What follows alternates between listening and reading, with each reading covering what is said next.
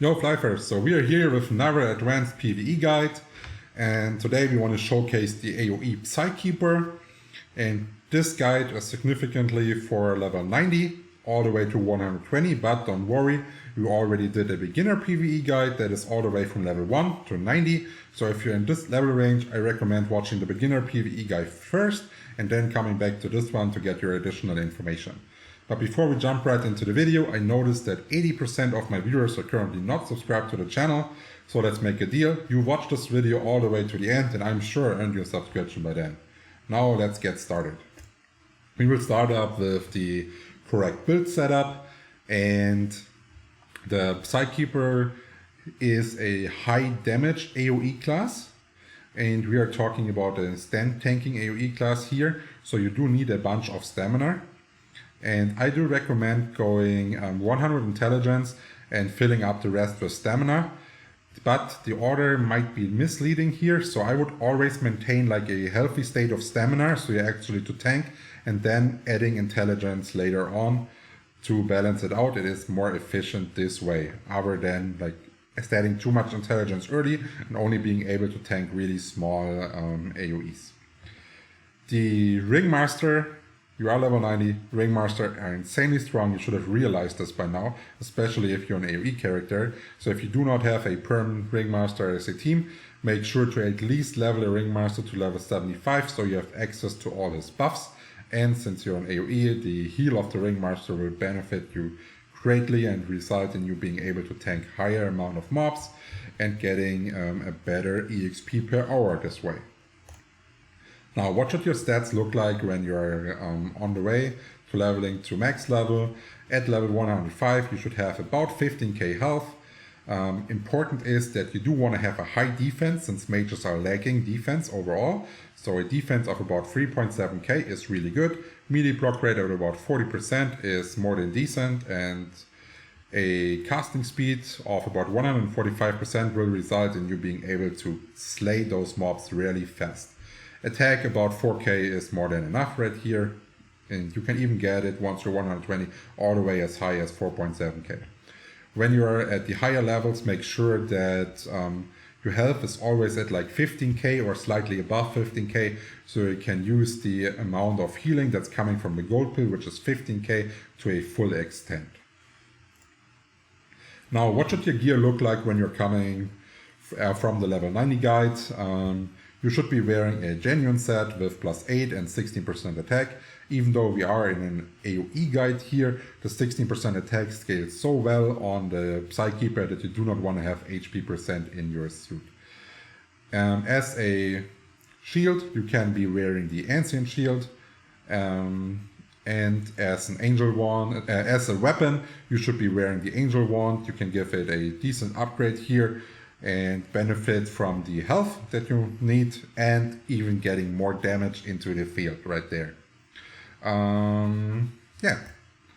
And once you're at level 120, you are changing your set again for a Psycon set, and this is going to be your endgame set, which means you can go for a +10 and 28% attack, and the Psycon set is offering you even more defensive values as the set before, and even as great as giving you another additional 10% block rate on top, and we already learned how amazing block rate is. On the weapon side, you can upgrade yourself to an Azure Shield. This is giving you 7 all stat, which is not as great, as we already mentioned that mages are a bit defense dependent, so you could even consider this highest defense shield that's in the game to even upgrade it a bit as well. Just do this as like the last part of spending your cash. Rather start with the weapon, that is for example the legendary golden weapon. It's one of the rare cases where we actually have attack percent on a weapon, but this is really good and scales pretty well. And since it is the endgame weapon, of course go for a +10 LG wand here. Now, the Psykeeper is a bit versatile, so if you like to switch out between AoE, being 1v1, and giant hunting and stuff like this, then the legendary golden wand is the best choice. But you could also be wearing a mythical silver wand to give you even more tankable stats, and this will result in you being able to tank like insane amounts of mobs without needing like heal all the time, especially since you're getting even more block rate on top of it. Now, Psykeeper is pretty expensive because you do need 2 awakenings, and for like me personally, I prefer a staying tank, and this is why maximum crisis % damage is for me the best option to go. But if you're getting like a psychic square % damage and you really want to use this and you do not have enough money, this is also fine. On the Azure Shield, we already talked again about how important block rate is, and as well you do want to get a perfect block roll rate here. This will make you significantly tankier. You cannot believe how strong this combination will be. Now, what kind of jewelry you use? You do not want to get defensive jewelry here since you're scaling so well on the damage. So this means you want to get int rings, additional damage earrings and stuff like this. The reason why the Clockworks jewelry is nowhere found to be here is due to the fact that the normal jewelry plus 20 upgraded is giving higher effects than the Clockworks jewelry.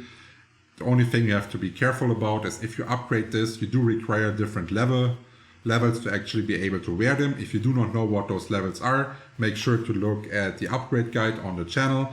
This will give you all the information you need. There's one thing that I do want to mention that I have not put in here yet, is that if you could forfeit demo earrings, especially if you're deciding to rather go for a mystical silver wand rather than a G wand. If I would be doing this, I would forfeit the demo earrings and maybe go for speedos +3 to be even more tankier and to fit into your playstyle better. Now, which kind of skills should you be using? The Curious spell, of course, if you're an AoE, you're getting battered pretty hard. And the reflect damage with 175% is pretty high, a lot higher than compared to a knight. And you're using attack % on your suit and your weapon.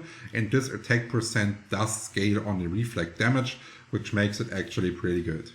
To get close between you and the monsters, you can use the blink pool or to just move around earlier. Then Psychic Square is one of the 2 Psykeeper AoEs and followed up by the Maximum Crisis. And Maximum Crisis is what you use for stay tanking, and Psychic Square is what you use for hit and run. Now the playstyle I prefer is if monsters are staying all the way alone, I would use an auto attack animation to collect them, press on the ground to cancel the animation to be instantly moving to the next one. This is for me the fastest way. And if they are staying together in like a group, then I would use Psychic Square to gather them so you can gather multiple mobs at the same time. Then you group them and kill them all with a stay tanking action slot of Maximum Crisis.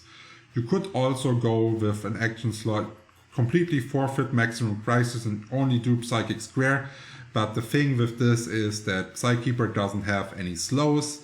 It doesn't have any movement speed bonuses, so hit and run is overall a lot slower, even though if it feels like you're doing a lot more damage, it is slower overall. So what I do recommend is going with a refresher hold and Activision, since you are reliant on the action slot. If you do not have it, of course you're being a bit slower. Refresher hold can be replaced by MP refreshers, it's just annoying. And if you do want to run the hit and run build, you will have to pay a high amount into actually being able to use all these sprints and Velo scrolls at any time to maintain a movement speed that actually makes you able to hit and run. Yeah, so we are at the end of the video. This was a bit of a longer one than the usual ones, so I hope you still liked it and earned your subscription by now.